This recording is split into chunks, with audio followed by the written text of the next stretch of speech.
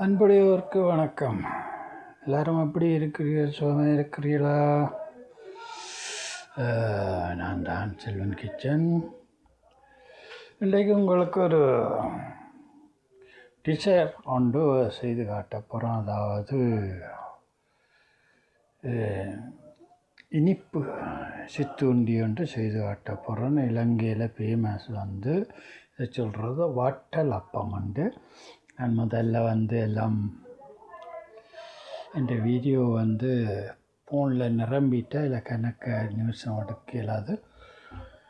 அதில் டக்கண்டு எடுக்கிறேன். இது நான் நார்மலாக, அதாவது சீனியில் சுகரில் செய்தது நார்மலாக சர்க்கரை இல்லாது கிட்டில் பானி அப்படி தான் செய்யணும். அப்போ தான் கலர் வரும்.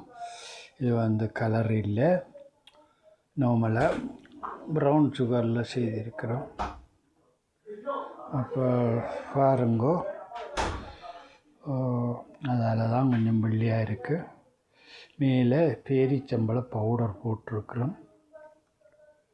இது கொஞ்சம் கலரை காட்டுறதுக்காண்டி பாருங்க.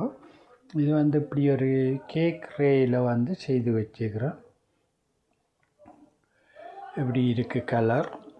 இதுக்கு நான் இன்றைக்கு 6 முட்டையும் ஒரு 250 மில்லி லிட்டர் தேங்காய் பால், ஒரு 1/4 கிலோன்னா 250 கிராம் சீனி எடுத்துருக்கிறோம், ப்ரௌன் சுகர். அடுத்தது ஏலக்காய் சீனியோடு சேர்த்து அரைச்சி போட்டிருக்கிறோம். அவ்வளோதான்.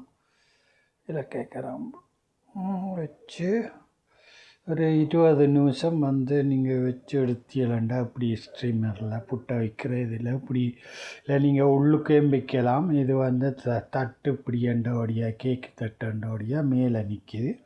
அல்லது பாருங்கள், உள்ளுக்கு அறது இது புட்டு ஸ்டீமர்.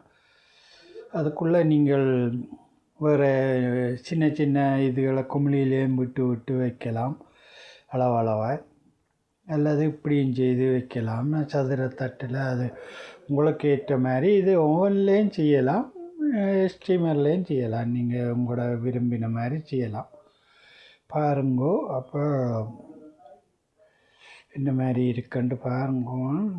உங்களுக்கு ருசி நான் தான் பார்க்கணும், நீங்கள் பார்க்க இயலாது. அதுதான் இந்த வீடியோ. இன்றைக்கு இதை செய்திருக்கிறேன். இதுக்கு நீங்கள் இப்படி செய்யுங்க. அடுத்த முறை நான் சர்க்கரை வேண்டியது உங்களுக்கு வடிவாக செய்து காட்டுறோம். சர்க்கரை இல்லாது கித்தில் பானி, அப்போ தான் அந்த கலர் இருக்கும். கித்தில் பானி கொஞ்சம் விட்டால் அந்த நல்ல ருசியாக இருக்கும். இது இந்த சீனிக்கு பெரிய ருசி காட்டாதான். நான் பால் நீங்கள் அதுக்கு எத்தனை முட்டை போடுறீங்களோ அதுக்கு தக்கனாட்டி பாலை பாவிக்கணும். தேங்காய் பாலில் தான் இது ருசி கொடுக்கும் கூடுதலாக. பாருங்க, இப்போ எப்படி இருக்குண்டு இது இல்லை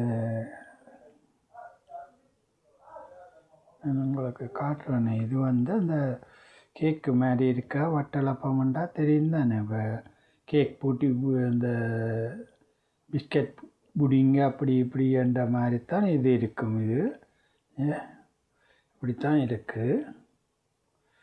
துண்டு துண்டாக முட்டையும் பாலும் தானே. அதில்